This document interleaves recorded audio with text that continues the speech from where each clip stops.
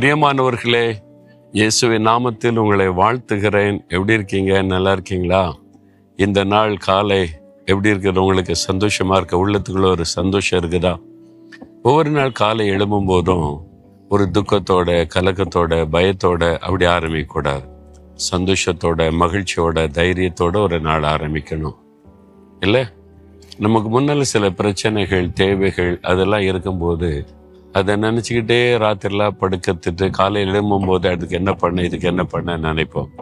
அதனால தான் அந்த அதிகாலை நேரத்தில் முதலாவது ஆண்டவரை சந்திச்சிடணும்.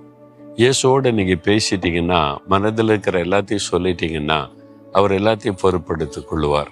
இதுக்கு எனக்கு பயமாக இருக்குது, இதை நினச்சா சோர்வாக இருக்குது, இது எனக்கு கஷ்டமாக இருக்குது, அது கூட நீங்கள் சொல்லலாம். ஜெபத்தில் ஆண்டவரிடத்தில் மனம் திறந்து பேசலாம்.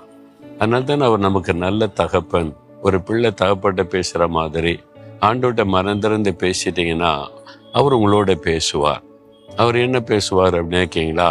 ஒவ்வொரு நாள் உங்களோட பேசுகிறார்ல, ஒரு ஆறுதல் படுத்துகிறார், தைரியப்படுத்துகிறார், வாக்கு கொடுக்கிறார், வழி நடத்துகிறார்ல. இயேசுவோட நடக்கும்போது ஆண்டவர் சொல்றார், நீ பயப்படாதே, நான் உனக்கு துணை நிற்கிறேன். என் மகனே, என் மகளே, நீ பயப்படாத, நான் உனக்கு துணை நிற்கிறேன் அப்படின்னு சொல்றார். துணை நிற்கிறதுனா துணையா இருப்பது. தனிமையா போறதை விட ஒரு ஃப்ரெண்டு கூட இருந்தால் துணையா இருக்கும்போது ஒரு தைரியம் வரும்ல. தனியா நீங்க பிரயாணப்படுறத போது உண்டாகிற ஒரு தனிமை, பயம், கலக்கம். கூட ஒரு ஆள் இருந்தால் நீங்களும் பேசிக்கிட்டே நடப்போம். அப்போ நமக்கு காட்டுக்குள்ளே நடந்தாலும் இருட்டில் நடந்தால் கூட பயம் தெரியாது. பார்த்தீங்களா? அப்போ துணையா ஒருவர் இருக்கிறாரு, அப்படி மனசுல ஒரு தைரியம் வரும். ஆண்டவர் சொல்றாரு, நான் உனக்கு துணை நிற்கிறேன் அப்படின்னு சொல்றார். சொல்லுகிறவர் யார் தெரியுமா? வானத்தையும் பூமியை உண்டாக்கினவர், சகலத்தையும் சிருஷ்டித்தவர், எதையும் செய்ய வல்லமை உள்ளவர். அவரை தாண்டி உங்கள்கிட்ட எந்த தீங்கு வர முடியாது. அது மாத்திரம் இல்ல, அவரால் எதையும் செய்ய முடியும். அவர் தான் சொல்றாரு, நீ எதுக்கு பயப்படுற, நான் உனக்கு துணை நிற்கிறேன். நீ வேலையில கர்த்தர் துணை நிற்கிறார், பிசினஸ்ல துணை நிற்கிறார், படிக்கிறீங்களா, படிப்பில உங்களுக்கு நான் துணை நிற்கிறேன், நீங்க செய்கிற தொழில நான் உங்களுக்கு துணை நிற்கிறேன், எல்லாவற்றிலையுமே நான் உனக்கு துணையா இருக்கிறேன் அப்படின்னு. அப்ப நீங்க அவரை ஒரு துணையாளராக நீங்க அங்கீகரிக்கணும். ஆண்டவரே, நீங்க எனக்கு துணையா இருக்கணும்.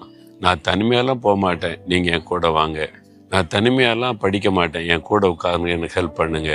நான் தனிமையெல்லாம் பிஸ்னஸ் பண்ண மாட்டேன். நீங்க பேசி பாருங்களேன், உங்க கூட எப்பவுமே ஒருவர் இருக்கிறத உங்களால ஃபீல் பண்ண முடியும். நான் அப்படி நான் வாழ்கிறேன். நான் எங்கே போனாலும் நீ எங்கள் கூட இருக்கிறீங்க, என் கூட நீங்கள் துணையாக வர்றீங்க, உங்களுக்கு ஸ்தோத்திர ஆண்டவரே. அப்படி துதித்து அன்னதினமும் அவர் கூட இருக்கிற அவருடைய பிரசன்னத்தை காத்து கொள்வது. அப்படி காத்து கொண்ட பாருங்க, பயப்படுத்துகிற செய்திகள் வரும், பயப்படுத்துகிற சூழ்நிலை வரும், ஆனால் பயம் வராது. அந்த சூழ்நிலை கேள்விப்பட்டோன்னே யாருக்கும் பயம் உண்டாகும்.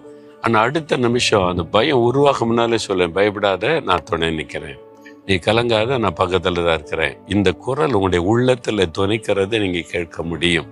என் வாழ்க்கையில எத்தனையோ முறை இதை நான் பார்த்துருக்கிறேன். அதனாலதான் ஒரு தைரியமா நான் ஊழியம் செய்ய முடிகிறது, உங்களை பார்த்து சொல்ல முடிகிறது. ஊழியக்காரங்களுக்கு மட்டும்தான் துணை நிற்பாரா? இல்லை, பிஸ்னஸ் செய்யறவங்களுக்கும் துணை இருப்பார், படிக்கிறவங்களுக்கும் துணை நிற்பார், வேலை செய்யறவங்களுக்கும் துணை நிற்பார். எல்லா காரியத்திலையுமே துணை நிற்கக்கூடியவர் ஆண்டவர். நீங்க என்ன செய்றீங்க? நீங்க எது உங்களை பயப்படுத்துது, ஏதோ சூழ்நிலை கலங்க பண்ணுதா?